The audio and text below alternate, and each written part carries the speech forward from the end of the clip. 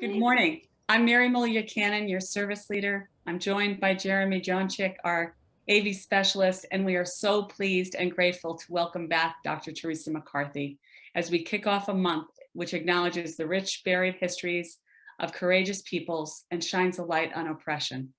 Let's take a quick moment to wave and acknowledge each other. Even on Zoom, how great is it that we can be together again?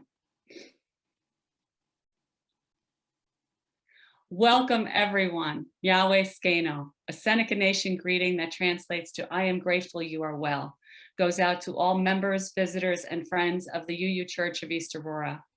UUEA is a community in which all people are welcomed, regardless of belief systems, ethnicities, race, gender, sexual orientation, or economic standing. We have been waiting for you and we are thankful you are well. Welcome to a safe space. Before we begin, are there any announcements this morning?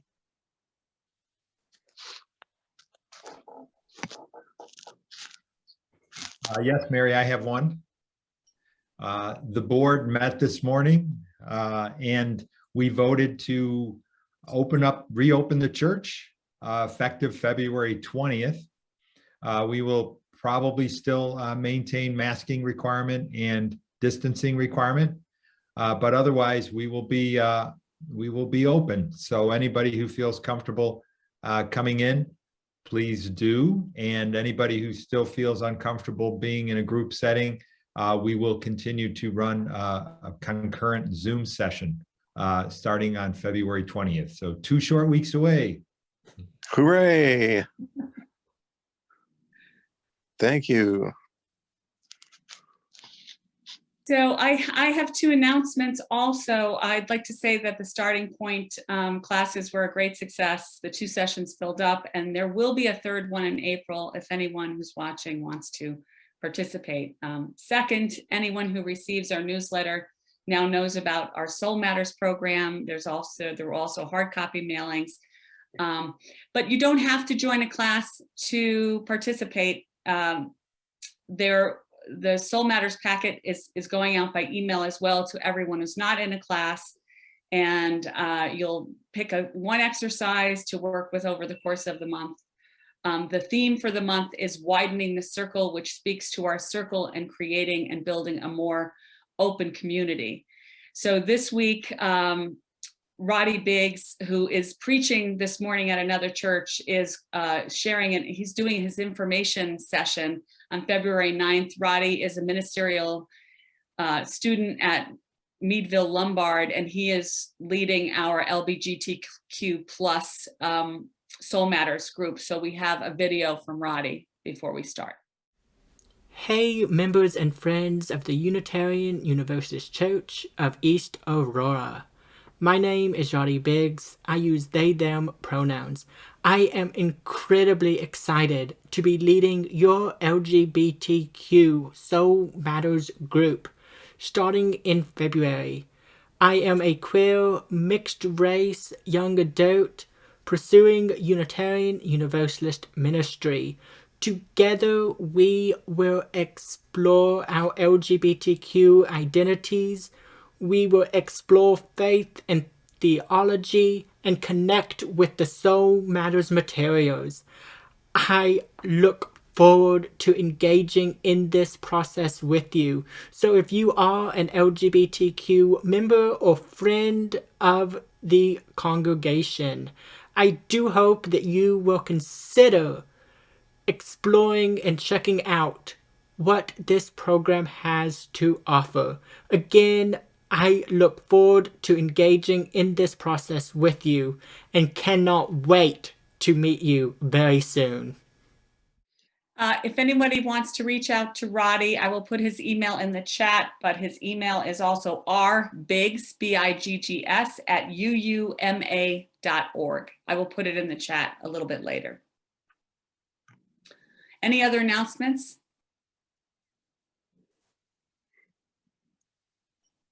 Okay. I begin this service by acknowledging that the land on which UUEA operates remains to this day the territory of the Seneca Nation, a member of the Haudenosaunee Six Nations Confederacy.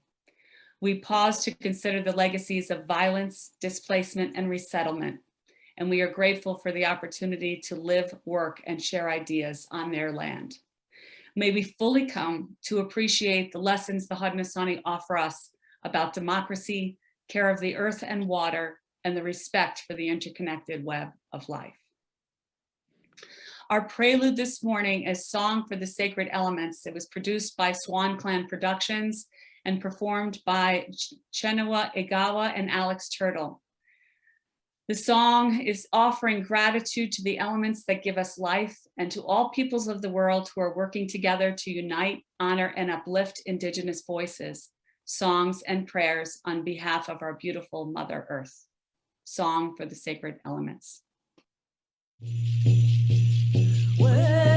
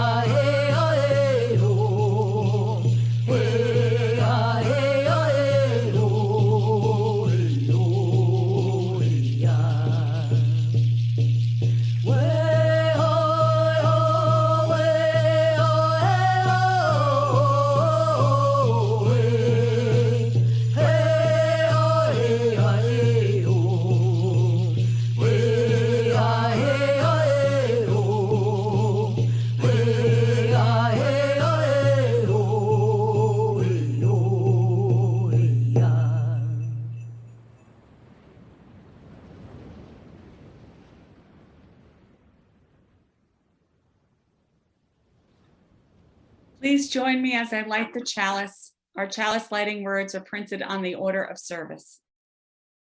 We gather this hour as people of faith, with joys and sorrows, gifts and needs. We light this beacon of hope, sign of our quest for truth and meaning, in celebration of the life we share together. Our opening words are offered to us by Theresa McCarthy. Thank you. Thank you. I'd like to offer an opening, our Ganohanyo or Thanksgiving address. This is our traditional protocol that we use for opening our meetings and the way that we like to bring our minds together in unity that sort of helps us set us up in a good way for our time together and what we'll be doing today as we are gathered. The version that I'm going to work from, I'm going to do it in English, and it's a version that was assembled by one of our renowned and beloved Mohawk artists, Elizabeth Betts Dockstader. So these are the words that we as Haudenosaunee speak before all other business. So we gather our minds to send greetings and thanks for all of the people. We give thanks to each other for the peace that we continue to share. With one mind, we send greetings and thanks to the people, and now our minds are one. We gather our minds to send greetings and thanks to our Mother Earth for giving us all that we need to sustain and continue life. With one mind, we send greetings and thanks to our Mother, the Earth, and now our minds are one. We gather our minds to send greetings and thanks to the waters for continuing your duty, helping to provide life to all living things. With one mind, we give greetings and thanks to the waters, and now our minds are one. We gather our minds together to send greetings and thanks to the fish and the other life in the water for continuing your duty, providing food and protecting the waters. With one mind, we send greetings and thanks to the fish, and now our minds are one. We gather our minds to send greetings and thanks to the plants. You continue your duties. With one mind, we send greetings and thanks to all the plants, and now our minds are one. We gather our minds to send greetings and thanks to the plants that we grow and harvest, our sustenance, corn, beans, and squash. You continue your duty to sustain us. With one mind, we send greetings and thanksgiving to our sustenance, corn, beans, and squash, and now our minds are one. We gather our minds to send thanks to the strawberries and other fruit plants. You continue your duty. With one mind, we send greetings and thanks to the strawberry plants. Our minds are now one. We gather our minds to send greetings and thanks to the medicine plant life. You continue to fill your duty as medicine. With one mind, we send greetings and thanks to the medicine plants, and now our minds are one. We gather our minds together to send greetings and thanks to the deer and all of the four-legged animal life. You continue to fulfill your duties. With one mind, we send greetings and thanks to the deer, and now our minds are one. We gather our minds together to send greetings and thanks to the maple and all of the trees. You continue your duties protecting the earth and cleaning the air. With one mind, we send greetings and thanks to the trees, and now our minds are one. We gather our minds and send greetings and thanks to the eagle and all of the winged life. You are given special duties and songs to lift the spirits. You continue your duty. With one mind, we send greetings and thanks to the eagle, and now our minds are one. We gather together to send greetings and thanks to the four sky dwellers, the winds that come from the four directions. You continue your many duties. You bring the change of seasons and help the earth. With one mind, we send our greetings and thanks to the four sky dwellers, and now our minds are one. We gather our minds to send greetings and thanks to our grandfathers, the thunder beings. You continue your duty to bring the rains that renew life. You bring the lightning that has a special duty. With one mind, we send our greetings and thanks to the thunder beings, and now our minds are one. We gather our minds to send greetings and thanks to our eldest brother, the sun. Every day you bring light and warmth. With one mind, we send greetings and thanks to our eldest brother, the sun, and now our minds are one. We gather our minds to send greetings and thanks to our grandmother, the moon. You continue your duty to work with the waters to continue life. With one mind, we send greetings and thanks to grandmother moon, and now our minds are one. We gather our minds to send greetings and thanks to the stars. We see you in the night, you have a special duty. With one mind, we send greetings and thanks to the stars, and now our minds are one. We gather our minds to send greetings and thanks to the ones who have shared your knowledge, our teachers. We acknowledge that we have ceremonies because you have shared your knowledge. With one mind, we send greetings and thanks to these ones, the teachers, and now our minds are one. We gather our minds together and send thanks and greeting to the Creator for everything. We give thanks for our breath, our life, and the gifts of all creation. With one mind, we send greetings and thanks to our Creator, and now our minds are one. And so that's an English version of our Thanksgiving address, which we call the words before all else. And I'll turn it back over. Thank you so much, Theresa. That was so grounding. So the offertory is a moment in our service to remind us that UUEA cannot do anything without members and friends showing up and supporting each other. Sincere thanks to those who participate in events, volunteer their time, share their talents, or are in a position to be generous with their treasures. If you are inclined to give, you may donate at uuea.org. Our offertory music selection, All Nations Rise, is written and performed by Lila June, an Indigenous musician, scholar, and community organizer of Navajo, Cheyenne, and European lineages. Lila June blends studies in human ecology at Stanford University with her graduate work in Indigenous pedagogy, as well as the traditional worldview she grew up with. These inform her music, her perspectives, and her solutions. All Nations Rise. Indigenous people, shine your light, we are equal. I remember the days when our prayers were illegal. I remember the days when being Indian was lethal. Yeah, we had a rough past, but get ready for the sequel. Get ready for the glorious comeback of our people. Oh yeah, rise up, all you warriors of love, all you answers to the prayers of our ancestors from above. I can feel it in my heart, can you feel it in your blood? I can hear the seventh fire calling us to wake up, wake up. All nations rise, rise up, 'cause now's your time. We don't have to hide anymore, 'cause now's the time. All nations rise, rise up, 'cause now's your time. We don't have to hide anymore, 'cause now's the time. With forgiveness as my bow and my prayers as my arrows, pull them back and let go. I watch them fly like sparrows. Have hope. Yeah, have hope. With compassion as my shield and faith down to my marrow, I will walk the pollen path even when it gets narrow. Yeah, yeah, I resurrect. Yes, you can bet that we seen the single mama raising children on the res. We seen domestic violence tear apart what we have left. We seen the alcohol take it all and leave us dead. We seen the children take their lives when they can't take the dread anymore. It's a war. Can't take the dread anymore. It's a war. No, we can't take the dread anymore. It's a war. No, we can't take the dread anymore. It's a war, but we've seen it all before. And now we know we can change it, 'cause that's why we were born. We know we are the ones that we have been waiting for. We are the ones Grandma has been praying for. So rise up, all you warriors of love, all you answers to the prayers of our ancestors from above. I can feel it in my heart, can you feel it in your blood? I can hear the seventh fire calling us to wake up, wake up. Pueblo hermoso, levántense, es nuestro tiempo.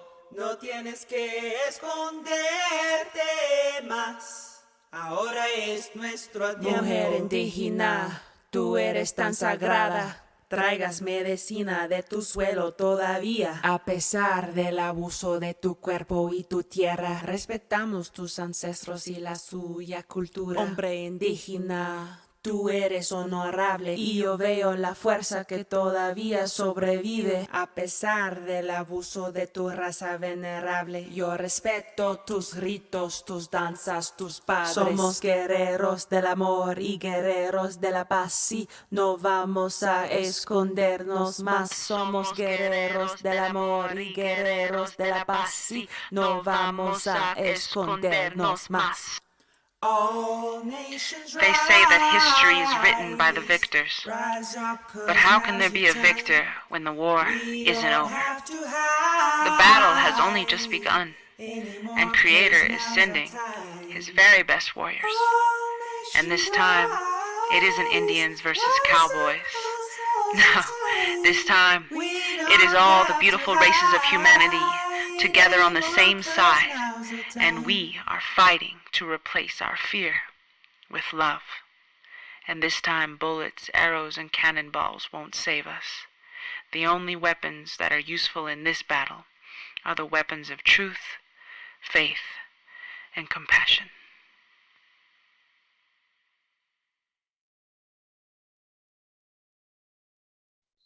May you always walk in beauty. O great Spirit, who art before all else, and who dwells in every object, in every person, and in every place, we cry unto thee.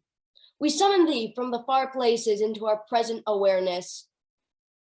O great Spirit of the North, who gives wings to the waters of the air and rolls the thick snowstorm before thee, who covers the earth with a sparkling crystal carpet, above whose tranquility every sound is beautiful. Temper us with strength to withstand the biting blizzards, yet make us thankful for the beauty which follows and lies deep over the warm earth in its wake. O great Spirit of the South, whose warm breath of compassion melts the ice that gathers round our hearts, whose fragrance speaks of distant springs and summer days, dissolve our fears, melt our hatreds, kindle our love into flames of true and living realities. Teach us that he who is truly strong is also kind. He who is wise tempers justice with mercy. He who is truly brave matches courage with compassion. O great Spirit of the West, the land of the setting sun, with your soaring mountains and free, wide, rolling prairies, bless us with knowledge of the peace which follows purity of striving, and the freedom which follows like a flowing robe in the winds of a well-disciplined life. Teach us that the end is better than the beginning, and that the setting sun glorifies not in vain. O great Spirit of the heavens, in the day's infinite blue and amid the countless stars of the night season, remind us that you are vast, that you are beautiful and majestic beyond all of our knowing or telling, but also that you are no further from us than the tilting upwards of our heads and the raising of our eyes. O great Spirit of Mother Earth beneath our feet, master of metals, germinator of seeds, and the store of the earth's unreckoned resources, help us to give thanks unceasingly for your present bounty. O great Spirit of our souls, burning in our hearts' yearning and in our innermost aspirations, speak to us now and always so that we may be aware of the greatness and goodness of your gift of life and be worthy of this priceless privilege of living.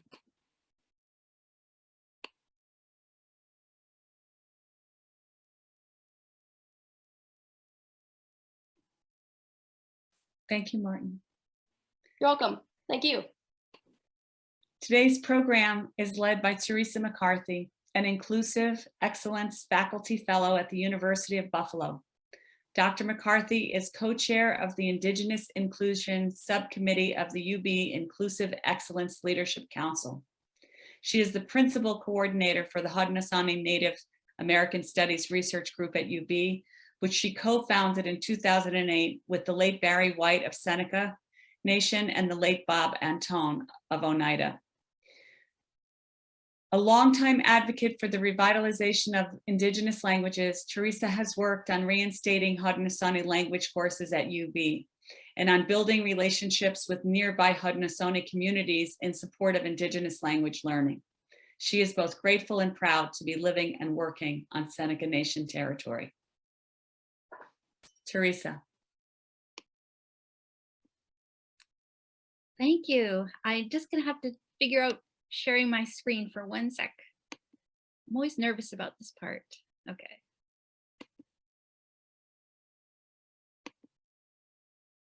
There we go. Please say that that was easy and everybody could see. We can see. Okay, good. Okay. So thank you so much for having me. This is basically, this first slide is what I sort of went over when I did the opening, beginning with the Ganohonyo, which is also known as the Haudenosaunee Thanksgiving Address. and why we do it. This idea that we give thanks to all of our relations in creation as a way to gather our minds together and to bring us unity, to bring us to all sort of be on the same page as we sort of begin to go about our business. And it also helps us to sort of move forward in a good way. We really stress this idea of having a good mind, and we sort of keep that from being reminded of our responsibilities and gratitude to creation. So this is a protocol that we use to begin all of our social, cultural, and political events. There are long versions, there are more truncated, sort of shorter versions. But for Haudenosaunee creation, it is our great unifier, and it is supposed to be what we look to when we're trying to find sources of peace among our people, which peace is enacted for us through always being mindful of our gratitude. So it's different, and I started with a version that was put together in English by my friend Beth Stockstader, and she talked to me about, she says, Theresa, nowadays it seems like non-natives acknowledge the land, whereas we've always given thanks for the land, and so it just sort of puts it in that context.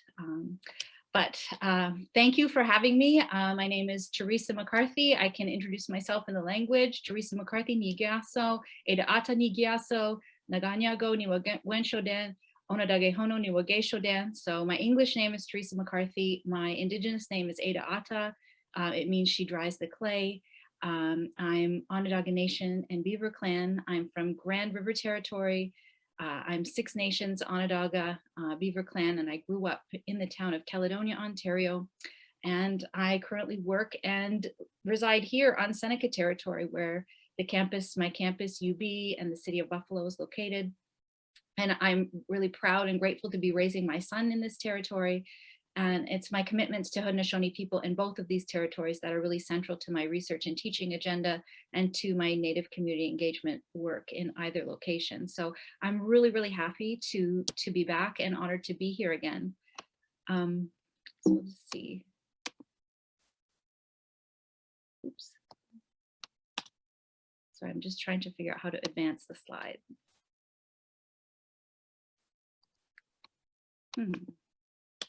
There we go. Okay, I got it. So my presentation today, I'm going to explore the intersection between treaties, Indigenous land theft, and the history and evolution of higher education, that is colleges and universities in the United States, but in Canada as well. And the purpose of this talk is really just to get us to think about this new and emerging work that's being done, Indigenous research on land grant universities, which are now dubbed land grab universities in the US context. Think about this in the Canadian context and in our cross-border Haudenosaunee context, right? Because Haudenosaunee territory bisects or crosses the Canada-US border. That was imposed on our territory long after we have, been here. So I wanted to consider all of this with you and how this can help to sort of inform and reframe our conversations about accountability to Indigenous peoples and communities, about reconciliation and reparations and justice in more concrete terms, because Indigenous people really are tired of just this kind of performative lip service to these issues. So my inspiration for delving into the topic comes from a few places. One is just from a recollection of a meeting that I was at. I was once at a talk where a Seneca elder corrected a non-Indigenous person who made this sort of declaration that we are all treaty people, which seems like a nice thing to say, a very woke thing to say, right? To realize that everybody's land rights in America and Canada come from treaties. And over here too, you see the sort of bumper stickers and things that say honor Indigenous treaties. But the elder's point was that Haudenosaunee relationships to lands and to place and to our non-human relations in the natural world, they span from beneath the earth's soil and water and up into the spirit world. And that was reflected in the Ganohanyo that I just sort of talked about with you to open this. And these relations far exceed the main frames of reference that inform settler sensibilities about treaties, which mainly rest in these notions of land as property, right? And for many people, that's the only way they ever think about land is as property. There's no sort of other conception that they've ever sort of been around and experienced to sort of think about it in another way. And so it really made me aware that the statement, we are all treaty people, might not go over as well in some contexts. It also seems to be kind of a false equivalency given the differences between Indigenous and settler lived experiences of treaties, right? Where our people have lived very different experiences of treaties, to be sure. And so on one hand, it's important to think about what treaties acknowledge and affirm and protect, and what they mean within Indigenous knowledge systems, right? Because we have this concept. It isn't just something that came out of interactions with Europeans. Our Haudenosaunee treaties of peace and friendship are treaties that really affirm these sacred relationships that we have among each other and with the natural world, as I just talked about with the Ganohonyo. But there is, of course, the darker side of treaties, right? That are often contested or corrupt or broken. And most commonly, they have been used throughout American history as instruments for stealing land. So treaties, as a Cherokee author Thomas King wrote, were not vehicles for protecting land or even sharing land. Rather, they were vehicles for acquiring land, almost without fail throughout the history of North America. Every time Indians signed a treaty with whites, Indians lost land. And so I'm also interested in this topic about land grant or grab universities in connection with my own work, my own research on how academic knowledge production has been used to advance settler colonialism. I was really interested in my book about how colonial scholarship on the Iroquois could be used to, in ways, enable and justify the stealing of Haudenosaunee land and our people's political subjugation, because it was used. This academic research was really used for that purposes, for those kinds of purposes. This newer work on land grant universities really explores how the creation of higher ed just in general served to advance settler colonialism through Indigenous land theft and subjugation in very concrete, material, and political ways. So I was interested more in how land knowledge produced in the academy facilitates the theft of Indigenous land versus this new research, which really makes a very direct connection between how the academy stole Indigenous land. And so there are multiple ways that mainstream education, including higher education, is implicated in the theft of Indigenous land. So one of the things, I might have talked about this a little bit last time, but one of the imperatives of the Indigenous studies, the public education mandate that we have in Indigenous studies in our department, in our discipline, in our field, is that we should really be helping to connect people to the Indigenous geographies of their region in an effort to encourage ways of relating to land and the possibilities that exist beyond seeing land only as property for commodification and resource extraction, right? Getting people to think about it in a different way.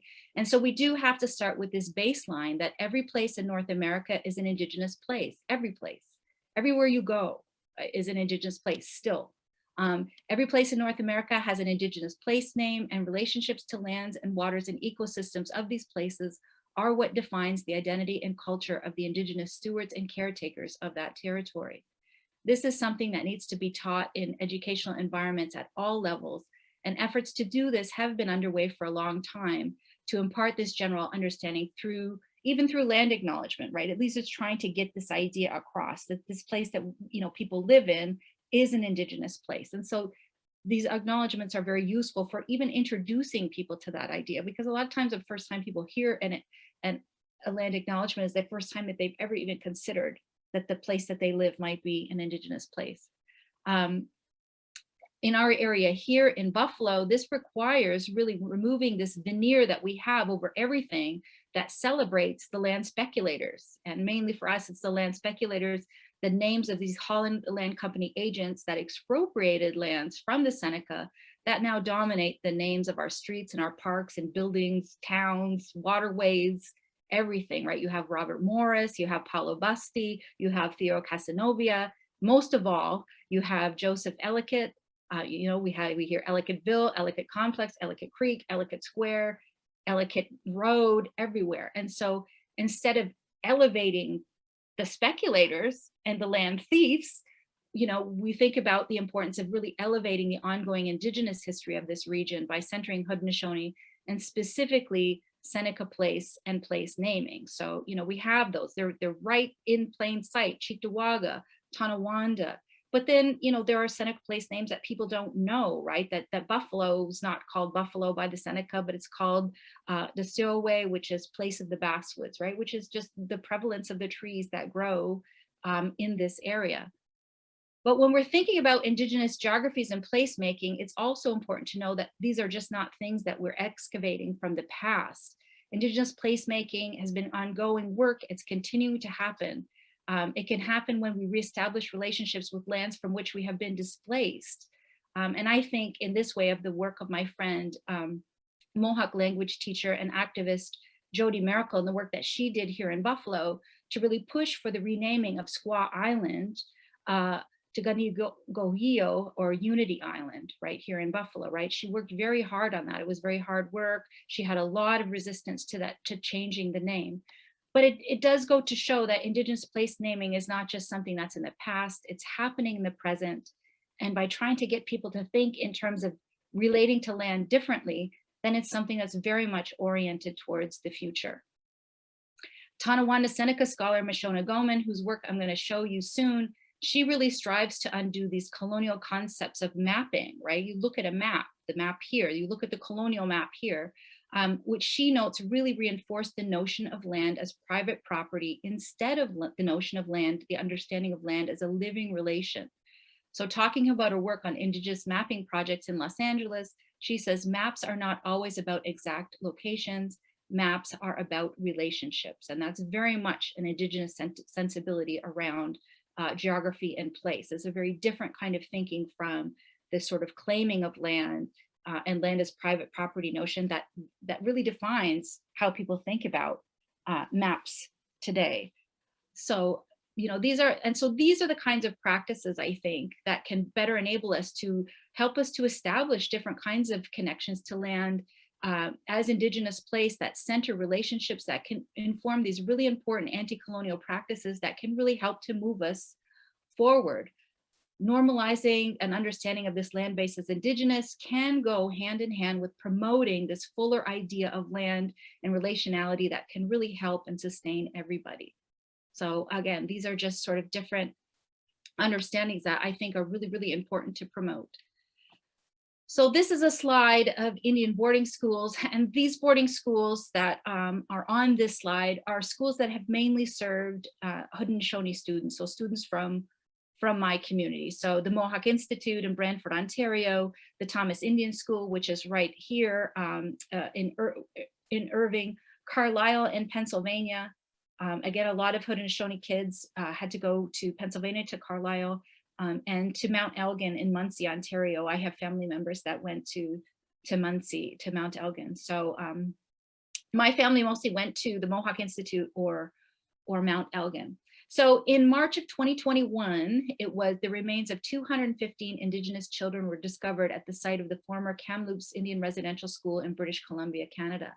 And since then, the remains of over 7,000 children, some as young as 3, have been found at Indian boarding school sites in Canada and the United States. These findings serve as this really agonizing reminder of the cruelty of Canadian and US Indian policies that were really enacted on the youngest and most vulnerable citizens of Indigenous nations, right? They were enacted upon children. From the early 19th to the late 20th centuries, more than 350 government-funded and church-led Indian boarding schools operated in the United States, and 139 such schools operated in Canada. Now, these were places of profound dehumanization with mortality rates as high as 60% in some of these schools, and their legacies have just inflicted this untold suffering on Indigenous families, communities, and nations. And I think tonight, actually, there's going to be a 60-minute, I think 60 Minutes going to do a feature on it. So if you wanted to tune in to 60 Minutes tonight, I think that's the topic that they're covering. So, you know, these revelations about the linkages between colonialism and education, right? And again, these findings of these remains just unearthed and brought to light. I mean, this is no secret in our communities, but for the mainstream public, right, it just sort of brings to light this like glaring, you know, atrocity that, you know, historically, well, schools for white children had playgrounds, schools for Native children had graveyards. They really did. And the remains of 7,000 children is a testament to that. And again, it keeps being uncovered, right? Because this is a process that's ongoing right now. In the middle of the slide, I sort of reference the Truth and Reconciliation Commission. This was a nationwide federally funded report on the history and impacts of Indian residential schools in Canada. And so they did a very long they invested a lot of resources in a very long, I think it was a 5-year long study that they published, informed by Indigenous communities and survivors of residential schools. So there's a very long study that they published, and then from that they derived sort of these 96 calls to action that are meant to sort of address and reconcile this history in Canada. And over here in the United States, I think some of the things that have happened as a result of that, like I think that we're feeling the momentum over here as well. The most concrete responses to the TRC and these revelations about the Indian boarding schools have been mainly in terms of educational reforms, right? So that is to teach and provide more opportunities for folks to learn about this, quote, hidden history, right? It's never hidden to us, but this hidden or ignored, overlooked history. And so we're seeing this greater momentum. You know, we're now Indigenous studies programs are arising, more of them Indigenous studies departments, curriculum development, there's investments in hiring Indigenous scholars, there's new administrative positions like mine, you know, to sort of deal with these kinds of, you know, be able to impart and serve students better. And this momentum has, as I said, it's influenced what's happening over here, even though it's across the border. Now, you know, at UB, we're, you know, I'm just part of this new establishment of this Indigenous Studies department, right? It's something that was never even on the radar 10 years ago, right? People just did not, it was completely invisible and erased, and people just really did not care about sort of learning about Indigenous people. It just was not seen as a priority. It was seen as something purely in the past and really not worth much of an investment. So this is all really changing as this history is coming to light, and it's harder and harder to ignore. But what's important about thinking about these pictures of, you know, students in residential schools, which are heartbreaking to look at, is that what we're really looking at is we're looking at this use of mass violence to, again, transfer land into property. This is what's depicted in these pictures, right? When we think about the violence of Indigenous removal from land, you know, we think about, again, this long and violent process of overlaying settler sovereignty on Indigenous lands. And this is what these pictures also depict, right? It was about removing Indigenous people from their land. And this education was about breaking that connection that people had to their land. And that's why culture was outlawed. That's why languages were outlawed. That's why ceremonies were outlawed. That's why Christianity was imposed, right? It was to break this connection and really through this sort of violent mechanism, break and terminate Indigenous people's relationships to each other, to their families, to their culture, language, and most of all to Indigenous lands. And so that was really sort of the underlying rationale of the school system. And sometimes people are still not making that connection with it, right? Yes, they were meant to assimilate. Yes, they were meant to Christianize, but the real underlying rationale for these boarding schools was to break the Indigenous people's connections with their land. And so I just sort of draw out that linkage in this slide, which I might have showed you before, this idea that settler colonialism is a structure, it's not an event. So colonialism is not just something that happened a long time ago, it's an event, it's ongoing. And it's an idea that, you know, it's continually happening through the institutions, laws, policies, and practices, right? Indigenous land theft just happened a long time ago. It's upheld today, right? It's upheld by US and Canadian political and legal systems that maintain it. They maintain Indigenous land thefts. And it's the same thing, that efforts to eliminate Indigenous knowledge, culture, spirituality, and language didn't just happen over this sort of 100+ year long course of history of the Indian boarding school system while it was in operation in the United States, but it continues to be maintained in contemporary mainstream education, which really works to maintain the elimination of Indigenous people through our erasure in the curriculum. And so I think having established these sort of long-standing connections between education and Indigenous land theft, we can sort of move more to thinking about what this new research has revealed about the role of universities in the dispossession of Indigenous land. And so I'm just starting with 2 quotes that came out of the first report on US land grab universities. And this report really broke in March of 2020. In High Country News, Kiowa journalist Tristan Ahone and Robert Lee, who's a lecturer in American history at Cambridge University, were both the architects of this report. And so they came out with this report that talked about how universities are not just built on Indigenous land, but with Indigenous land. And so we have to think about that too. It's not just on, but with, and the way that the resources from Indigenous land actually help to build these institutions. It's sort of a part that, it's sort of a link that people really need to begin to stress. And so, and then, you know, the second quote, which is the study on land grant universities within a specific context, institutions that came to be, and these are institutions, they were talking about institutions that mainly came to be under the Morrill Act of 1862. So it's a particular sample study that they're talking about, even though it is really vast and important. But the general idea of Indigenous resources being co-opted by universities is a more expansive story, as new as it seemed in 2020. And in my community at Six Nations, which I'm going to come back and talk to a little bit at the end, right? It's both surprising and familiar, right? To me, when I read this report, I was like, it was like a revelation on one hand, and on the other hand, it was something I had always known about. So it was like deja vu. So the quote, "There would be no higher education as we know it in the United States without the original and ongoing colonization of Indigenous peoples and lands, just like there would be no United States," said Sharon Stein, an assistant professor at the University of British Columbia. "There is no moment or time or place or institution that is not deeply entangled with the violence of colonialism." So this is the two quotes from the previous slide were taken from this expose published in March 2020, in which US universities are established to specialize in agriculture and mechanics, that originated with when Abraham Lincoln passed the Morrill Act of 1862. So what this did was, this was a law that really gave states public land so that they could be sold and used for profit to finance universities. Well, where did that land come from? And that's really what this study illuminates, right? Across the country now, there are 52 colleges that benefited from these acts. So schools like Cornell, Penn State, Texas A&M, the University of Minnesota were all beneficiaries of land grants under the Morrill Act. So that's what this study did, is it identified the land grant universities and tracked down all of the lands or associated resources with these universities that they were given to fund their endowment. And it traces these processes whereby the US federal government, how the US federal government acquired these lands that then fed these endowments. And so there is this web base now that you can look at. It's www.landgrab.org. It's fascinating. It has these interactive maps that are made by this woman, Margaret Pierce, that really enables you to visualize how education in the US was funded.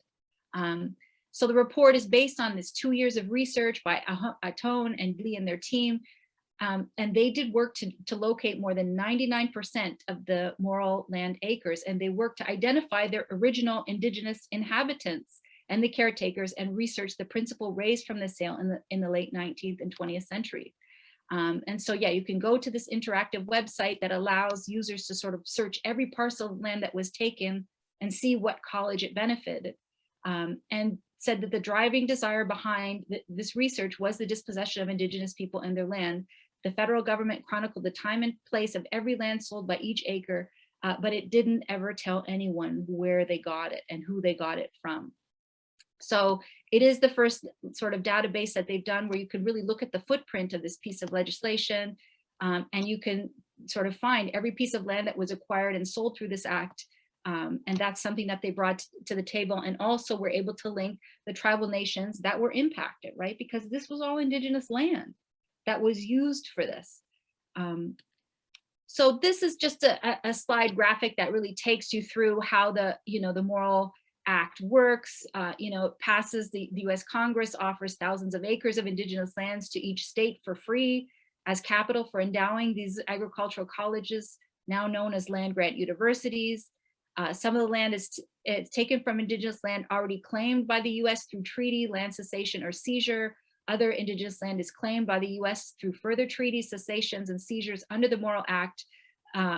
When the Morrill Act becomes law, and it subsequently becomes available to Morrill Act grantees. And so we're talking about grants that range from 90,000 to 990,000 acres. you know, and again, it's just an enormous amount of land. The Western states select parcels from within their borders that are agreed to be profitable acreage by land agents. Whereas in the East, in the South, and the more Midwest states, they're given acreage in the form of script, which can be redeemed anywhere on surveyed public domain. And so again, it's just this process that, you know, in summary, it impacts 250 tribal nations across the US. There's 11 million acres of land and over 160 land seizures and violence-based treaties that went into funding these 52 universities that we now call land grab universities.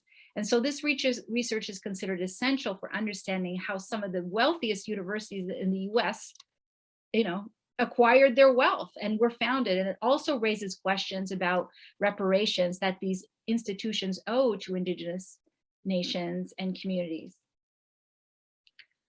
So this is just a map that sort of shows you, and it just kind of gives you, I know it's kind of small, but it shows the parcels and where they came from. So here you can see the 52 land grant universities, also noting the Indigenous lands claimed by the US through treaty, land cession or seizure, and the individual parcels that were given to universities under the Morrill Act. And so a lot of the Big Ten schools, right? Maryland, Michigan State, Ohio State, Penn State, Rutgers, Nebraska, Minnesota, Wisconsin, right? These are all very wealthy schools. And yet, looking at the statistics from 2019, 2020, the aggregate enrollment of Native American students at these universities is 0.5%. So 0.5%. So less than 0.5% of students at these institutions are Native. And so, you know, we look at these examples and considering some of the openings created by this research. And, you know, since then, institutions have been responding to it. So I'm going to sort of show you some of the institutional responses because they've been called upon to respond. You know, how do you account for this? You have these endowments that are, you know, in the billions of dollars that were basically started from the theft of Indigenous land. You know, how are you going to be accountable to this? And so some universities have tried to respond. So one of them that has responded, and the woman in the picture, I've already referenced her, Mashona Goman, who's Tonawanda Band of Seneca. Maybe she'll come here to talk because she's coming in to be our new chair for Indigenous Studies at UB. So we're really excited that she's coming in, but she's coming from the UCLA, University of California at Los Angeles. And so this is UCLA is built on and with the lands of the Gabrielino Tongva. So UCLA is a land grant institution, but the land was dispersed to the university prior to the 1862 Morrill Act. Tongva land was first claimed by right of discovery by Spain. They were forcibly relocated to Spanish missions established in the region, and about 80% of them perished. By the time title to their lands passed into American hands in the mid-19th century, they were enduring vigilantism, genocidal policies offering prices for their scalps. They were enslaved and sold off to work in the rancheras, and young women and girls were trafficked and sold during the gold rush. So 7.5 million acres of land was supposed to go to Native people, but most of this money was embezzled. There are 19 treaties in California and they lost all of them. And so all of this is while Indigenous people are facing this sort of onslaught of military violence and vigilantism. So there's been considerable work underway at UCLA to recognize and respond to this history. Much of it is being led or has been led by Mashona Goman. And while she's there, she's coming here to UB, but she was a professor of American Indian and Gender Studies and special Indigenous advisor to the chancellor. And so she assembled a snippet of history that I just shared with you, which is now officially acknowledged by the university. And some of the related institutional responses and investments, there've been new Indigenous studies positions, new administrative roles, including roles that she has taken, like special Indigenous advisor to the chancellor. There's been departmentalization of Indigenous studies that is now moving from just a program to a standalone department.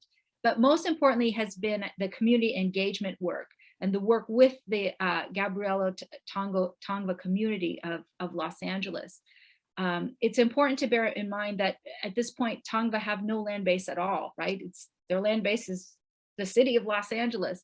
And so they have been so thoroughly erased that efforts that have centered around education and awareness are very much appreciated by the community. They're very much appreciated, these educational opportunities. So there's now a plaque that's inscribed with the official acknowledgement of Tongva lands at UCLA. And actually, Mishona writes a lot about these as her preference is to call them, instead of land acknowledgements, land-based introduction.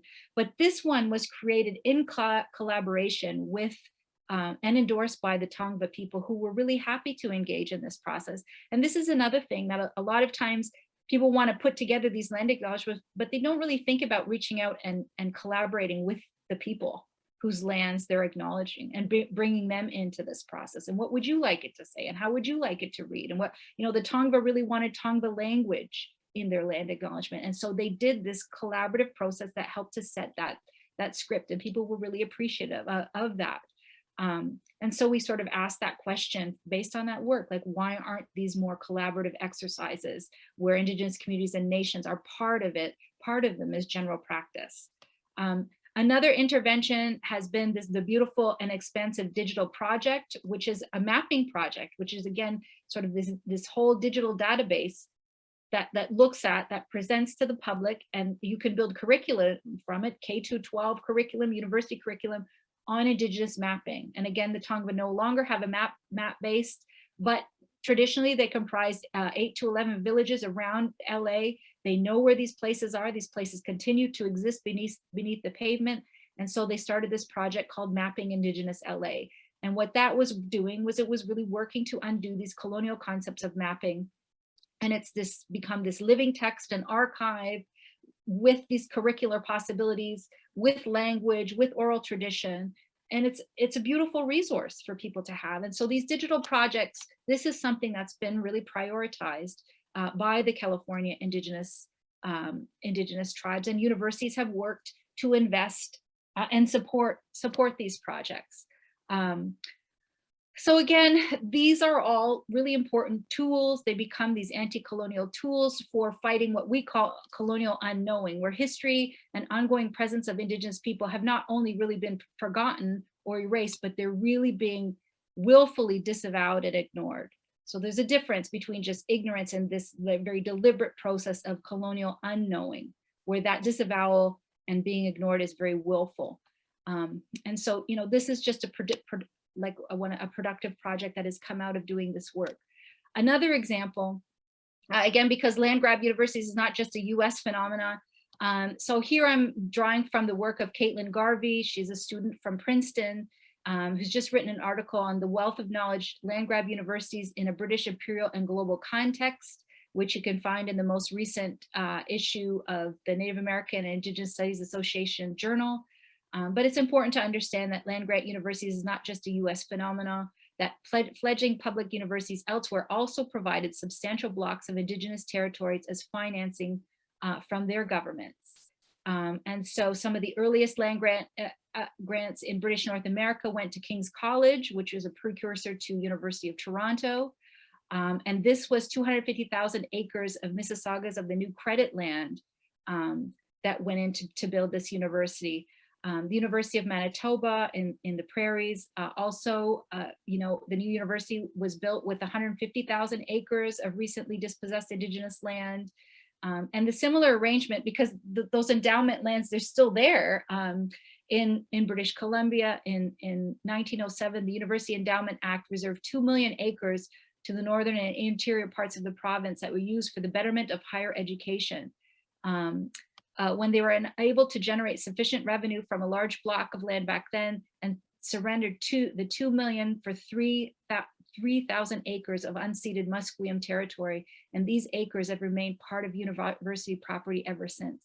So University of British Columbia, I know there's beautiful campuses here in the United States. University of British Columbia, I would say, is the most beautiful campus in Canada. But again, it's a land grant, and most people have no idea about this. That it was built with, these unceded Musqueam territories. There are also land grant universities in New Zealand, in Australia, and in South Africa. So the mothership, I think, of land grant universities and institutions that cashed in under the Morrill Act is, of course, Cornell. it's the institution in the United States whose endowment raised the most from Indigenous lands. And so this interactive map, if you go on the website, you can see it, but it actually shows you, it sort of loops you from where the land came from to the university. So it gives you an awesome visual. And Cornell is just the example of one of the institutions in the East where there were no public lands available for donation in the state when it was founded in 1865. So the university founder, Ezra Cornell, received public land from other states in the form of scrip to invest in lands outside the state, and he let it appreciate in value, drawing from the income it generated and the resources, letting it appreciate and then selling it. And so you can see, all of the different sort of states that were involved in building, and the lands that were involved in building Cornell's endowment.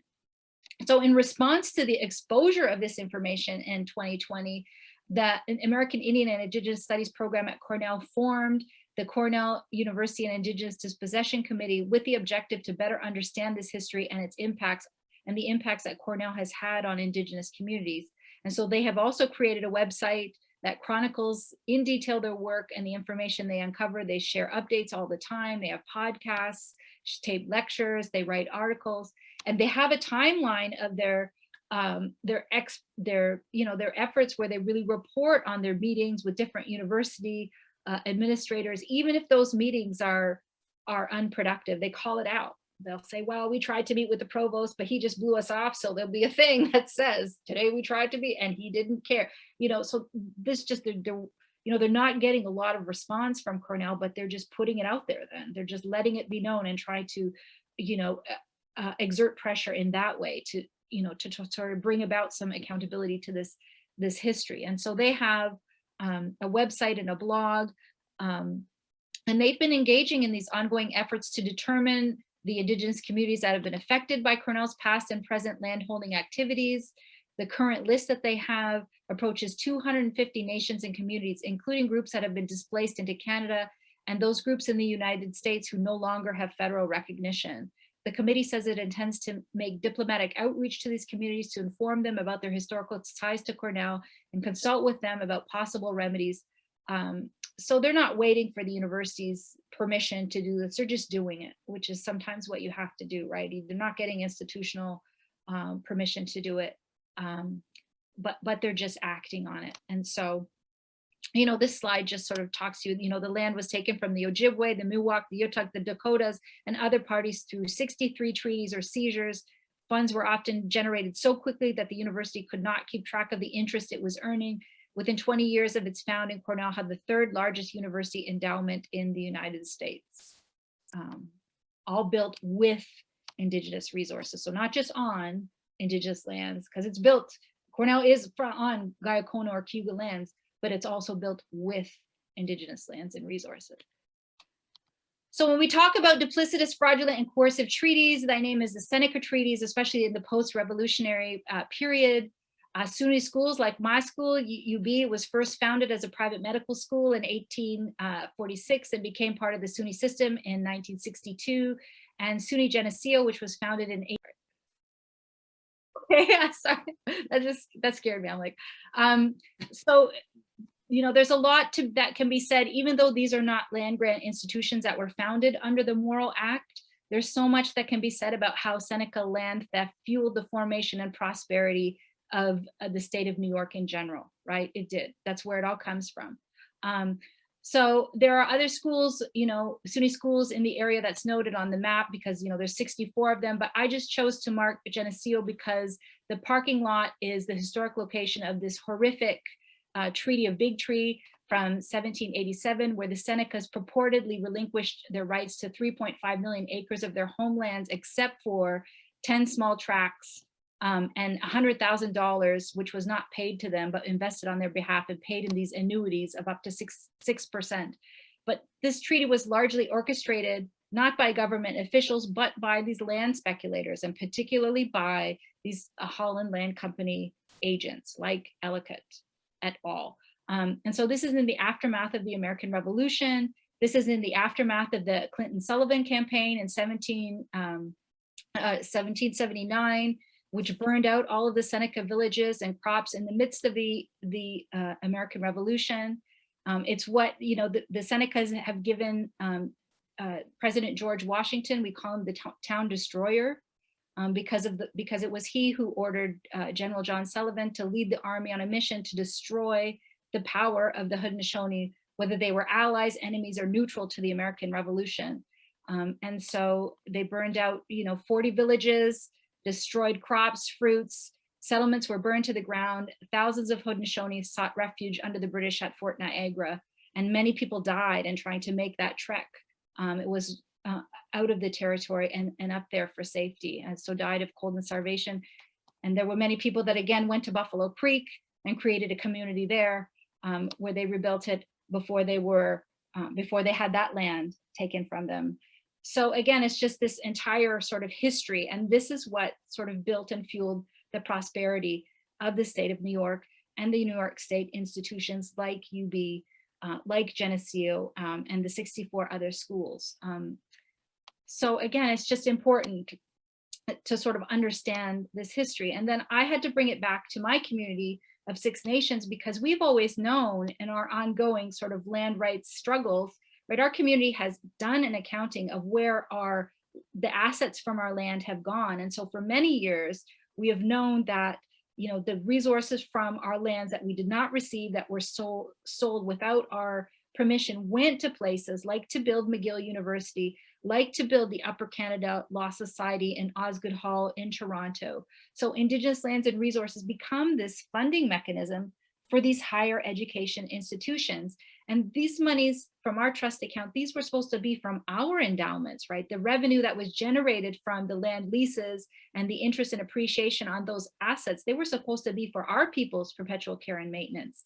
But instead, these resources have gotten invested without our people's consent into the endowments of higher educational institutions in other places. And so I just sort of illustrate that on the map, because we've sort of figured it out, you know, what it was at the time, how much it was, and then how much with compound interest it would be worth now, right? If we were to get that money back, and just to show that it went out to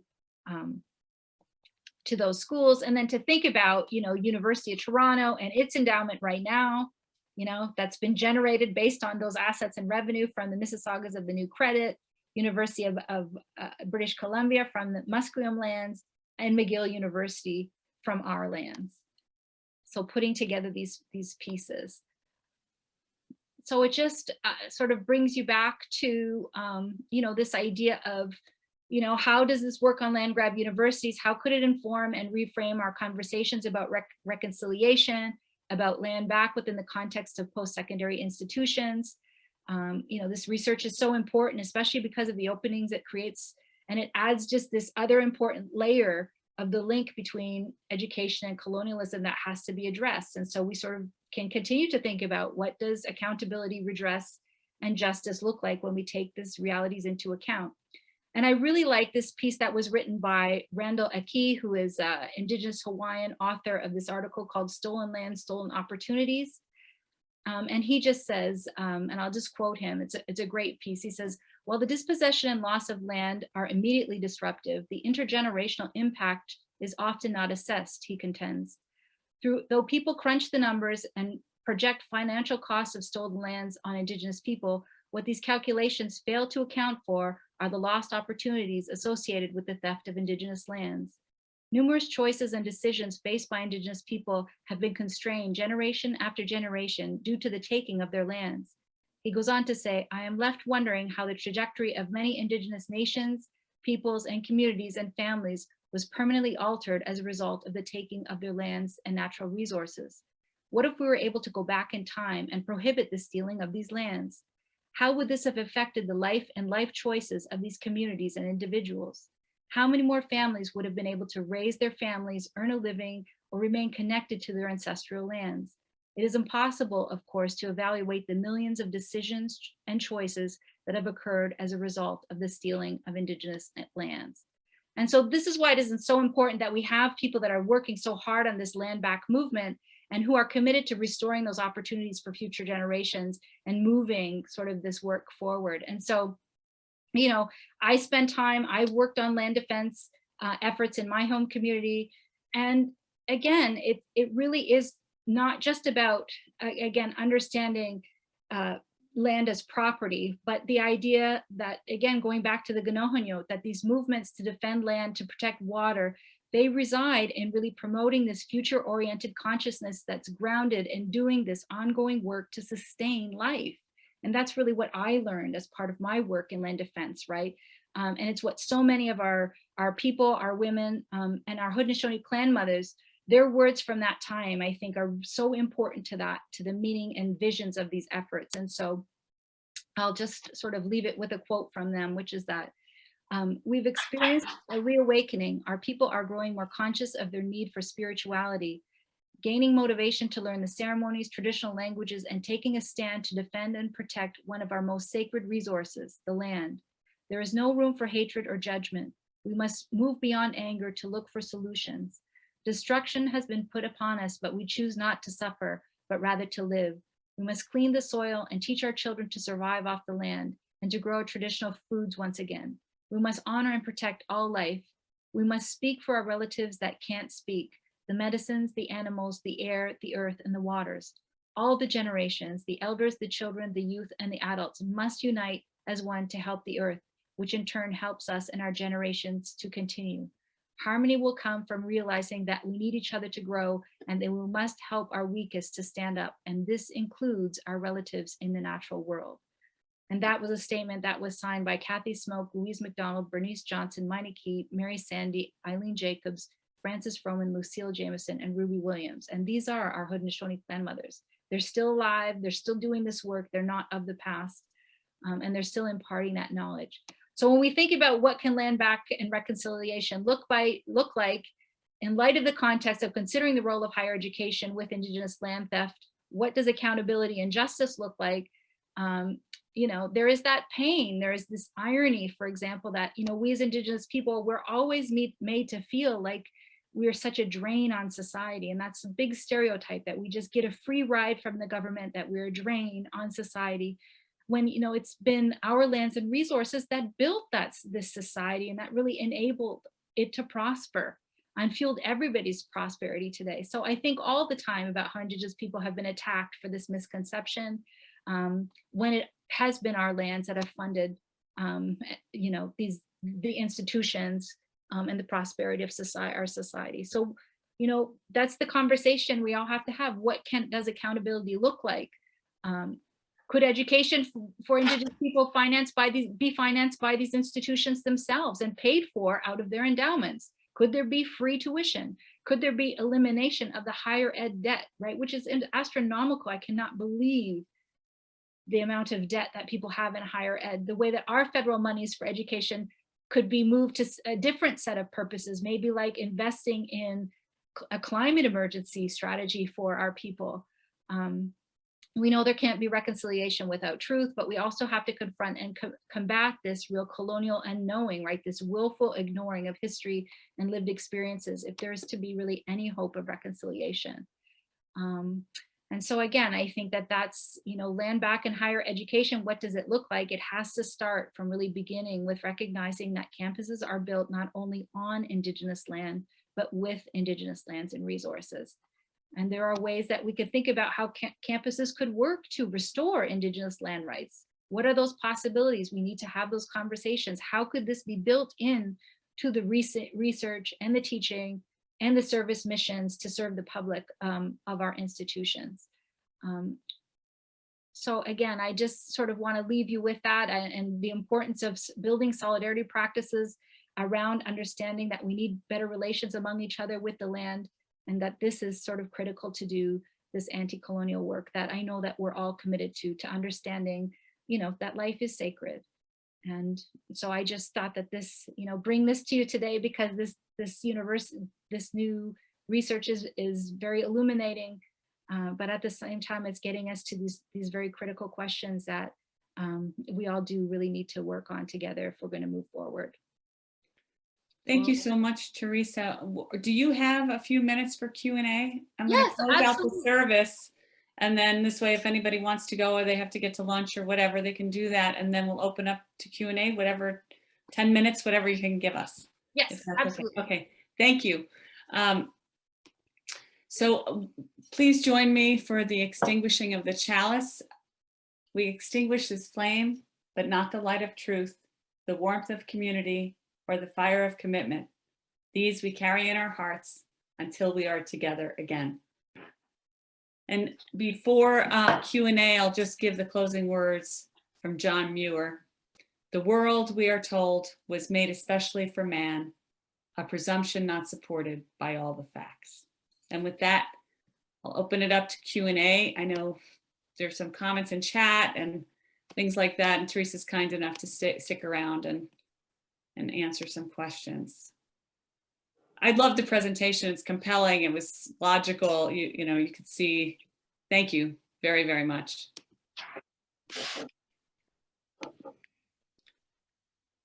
So Cynthia Bertuca had put a comment in the chat about the Seneca taking land from the Erie people before that. I don't know if you want to, Cynthia, do you want to, Cindy, do you want to say something so that Dr. McCarthy can respond to that in some way?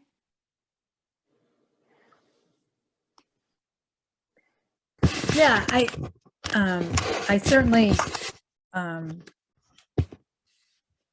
certainly support what you were saying and understand the impact colonialism had on the Indigenous population. But then the recognition that we live on Seneca land. Well, Seneca land used to belong to another Indigenous tribe, you know, so how do you see that when you're recognizing what land we're on? Again, people talk about that, and that there is that early history of the Erie and the neutral presence and the relations between those groups and the Seneca. I mean, I think that, the Seneca didn't just have a demarcated property of land and a boundary that they didn't cross. I mean, people migrated through here, migrated all the way up into our territory across the border. I think if people want to include in an acknowledgement Erie and neutral people, they can do that, but I don't necessarily think it's like necessarily either or. Like the Seneca did migrate, things happen to those tribes that are no longer, if people want to still acknowledge their historical presence, they can. But yeah, it isn't, again, you're probably looking at a map that has like a line that says Seneca territory here and these other, and again, that it didn't really necessarily work that way. And Seneca were a very populous nation that were very much part of the presence of this area along with those other groups. Okay, thank you.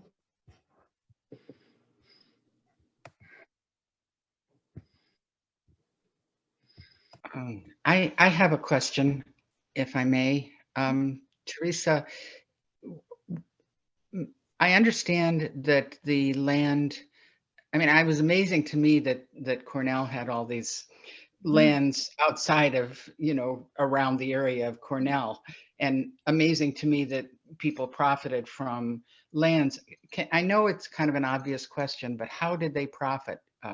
By raising cattle? I don't know, like how were the lands profitable to the, I feel dumb, but that's, no, it's just either by the direct land sales that just went into like the endowment of the university that then it sort of funds that core, and then the university just does things off of the interest, and that core just keeps growing and then makes money, and then they, so yeah, so it was the sales of those lands. Okay. And so for Cornell, because there was no, Cornell got land from out west in the form of script that he held on to that.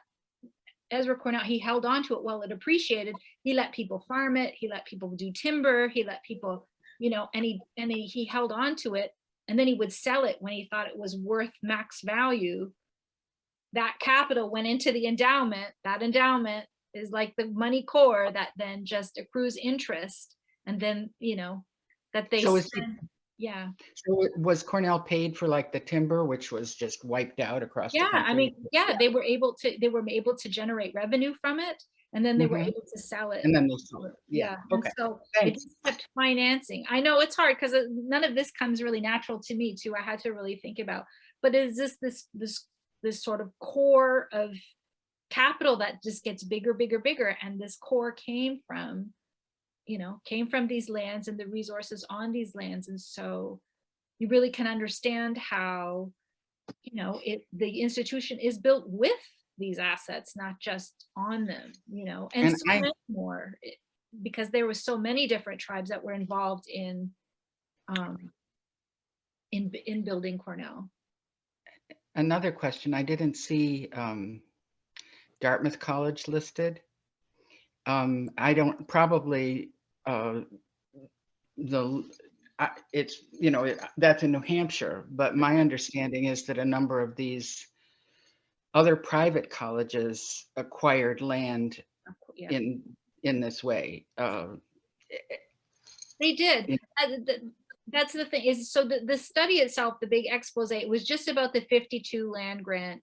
It was just about, and I'm from Canada, so I have to admit, like the US higher education system, to me, even though I work in it, I've had to really learn about it because we just have a very different system.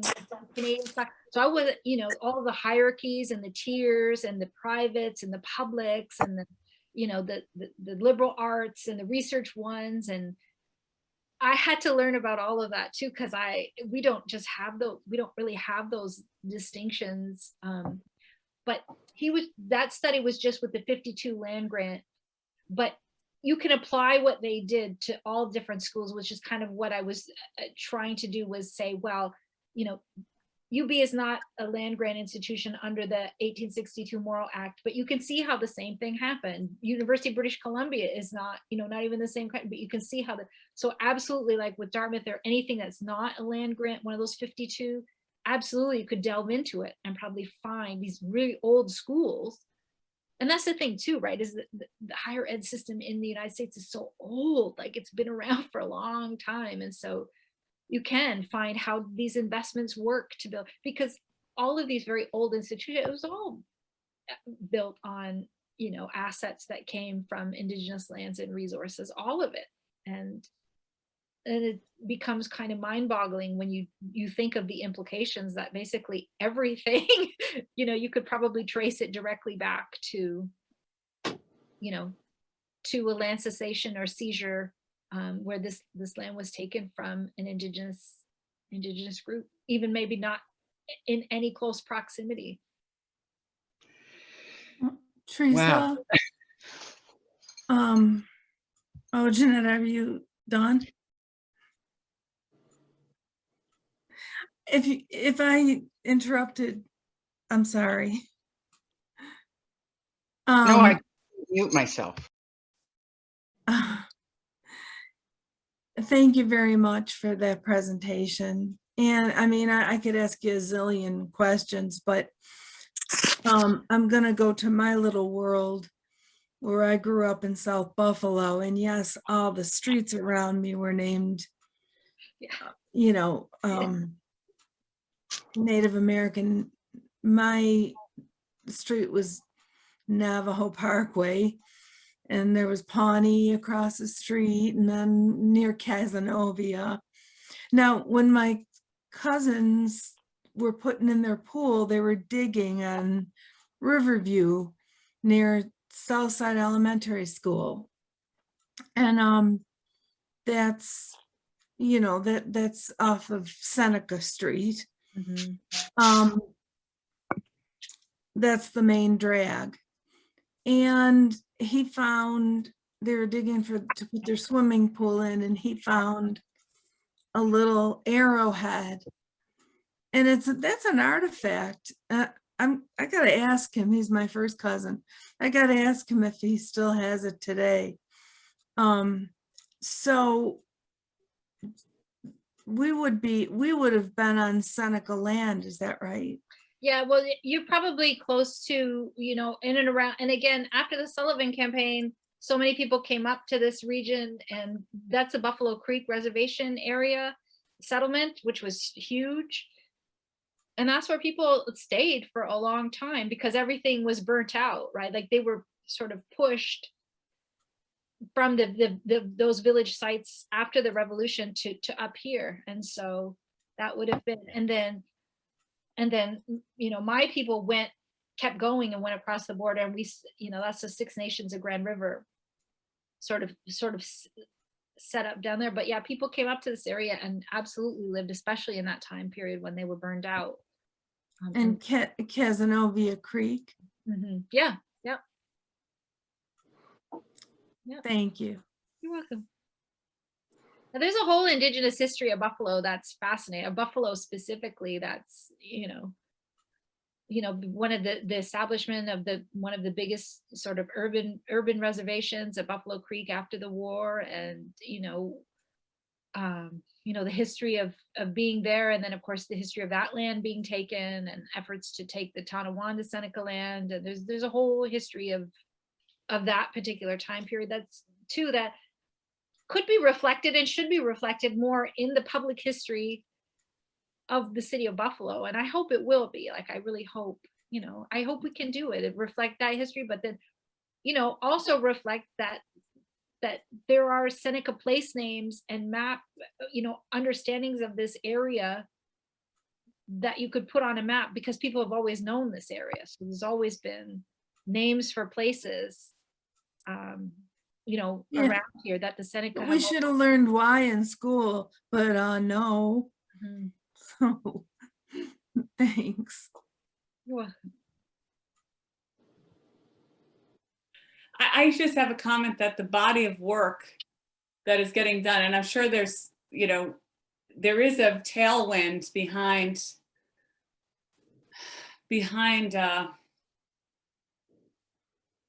uncovering hidden history. And so you see it, just this presentation versus the one from a year ago when this body of work came out in March of 2020, or the land grab digital sites. I mean, it's phenomenal, but there are just so many more things to do. It seemed obvious to me that Cornell would be willing to have a conversation and,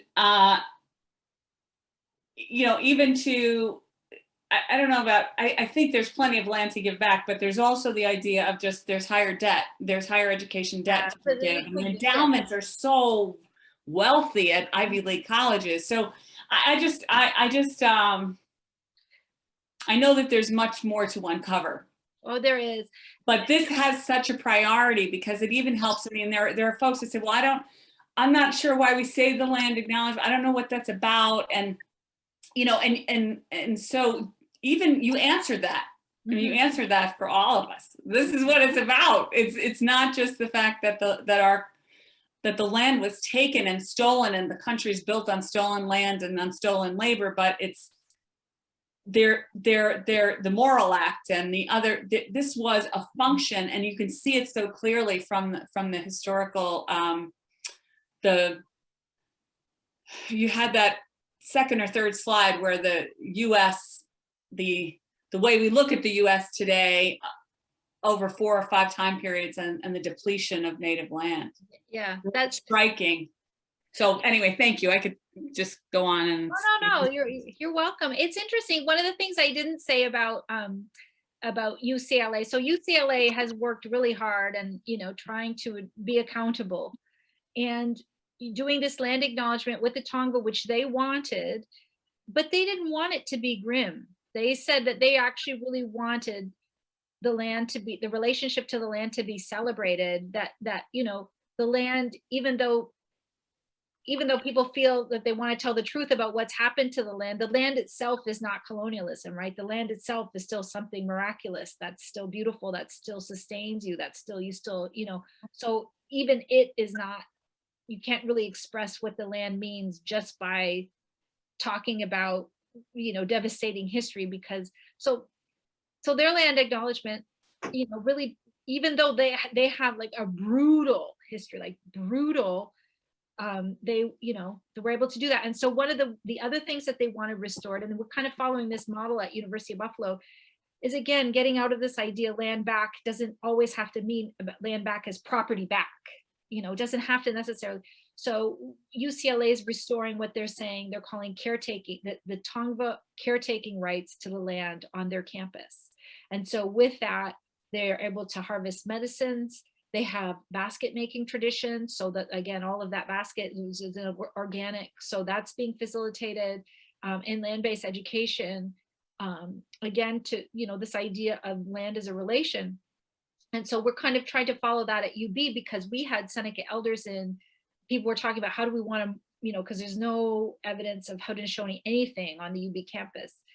And there was a bunch of people that were like, maybe we'll name a building after John Mohawk or something. And we had Seneca elders in, a group of women, and they said, no, that's not our way. We don't do that. We don't elevate a person, like the monument is not.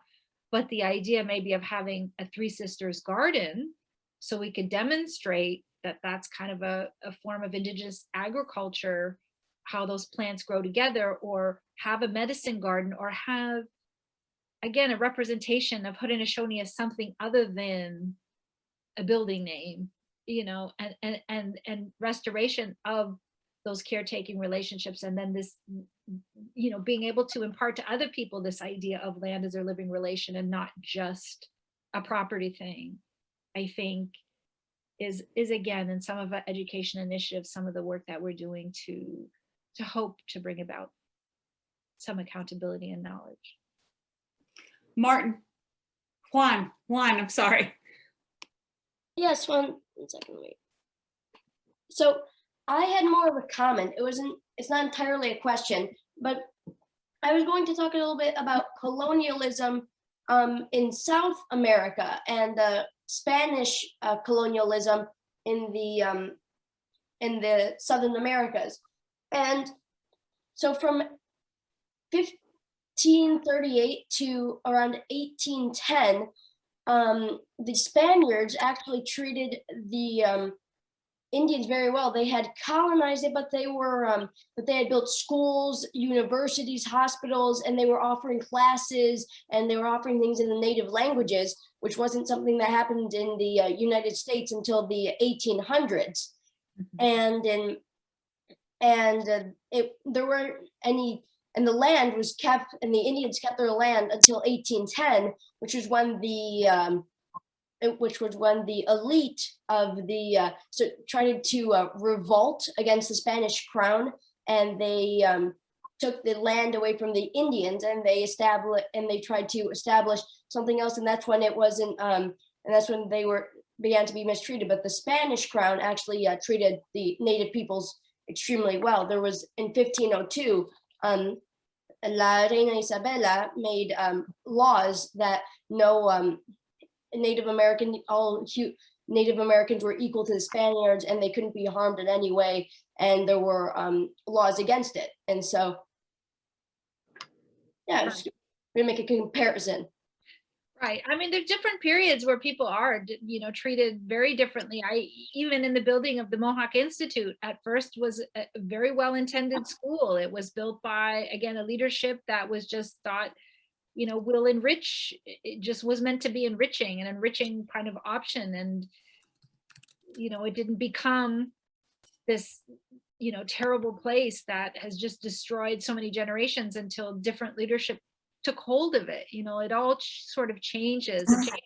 It also can really change in history when colonial powers feel outnumbered or afraid, or they can be there's a lot of diplomacy in those eras, or when they feel that, and then different power structures come into place, and it can be very different, for sure. So there was one other question in the chat about Mishawanaw. Oh yeah. Well, yeah, and what's bringing her here from a UCLA? Is it the work she did there, or? Well, she's coming because she wants to come back to her territory and work in her territory. She's done a lot of work for Indigenous people and communities in California, and it would be great if she could bring, so she's very interested in coming back. She was interested that we're starting Indigenous studies and at the opportunity for leadership here and to work with communities here. So we're really excited. And she'll bring with her those projects, like that mapping project, I would love to mount that project here and do it all of this territory. You know, she's done some really important work on the repatriation of human remains. And again, that's an issue here that we, you know, I mean, we have to deal with these issues where, you know, these institutions, that's the whole other element of it, right? These institutions is taking the remains of our ancestors for scientific study, and then they just sit there, you know. So we have that work to be done here at UB, but also in Rochester and different schools that still have our people's remains that haven't given them back. So she's sort of a leader in that area as well. So we're really excited that she's going to be coming here.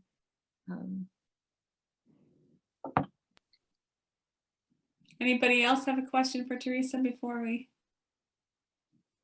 send her on her way? I want to share with everybody who's remaining that Theresa's son was playing a soccer game in West Seneca today, and she wasn't aware when she agreed to speak today that he would be playing. This was his first soccer game, so he got a goal before the service started. And I want to know, Theresa, before we let you go, did he get any more goals? Yes, it was his first goal, but it was his first ever game. And when I agreed to this, I did not know that I would, you know, that he would be playing at an arena in West Seneca too, because it would have been perfect if it was this open. I could have just come over and then waited for, but yeah.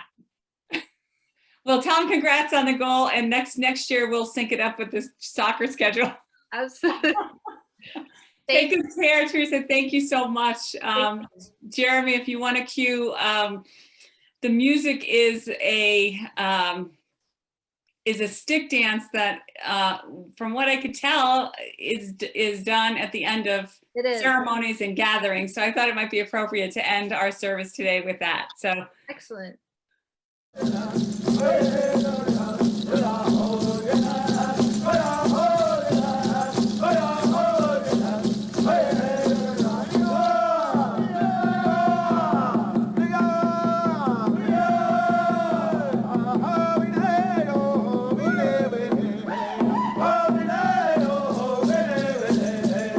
Our part of this dance is much slower than the men.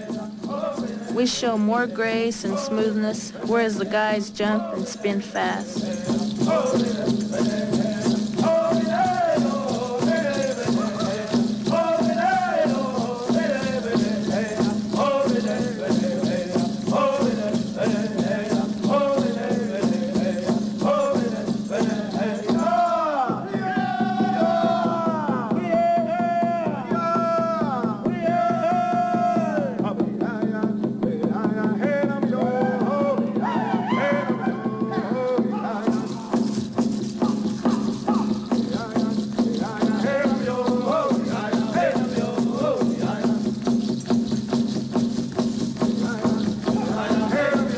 Despite all the things that have happened to our people and to our culture, our elders saw to it that our traditions, our music, our dance, our language was carried on.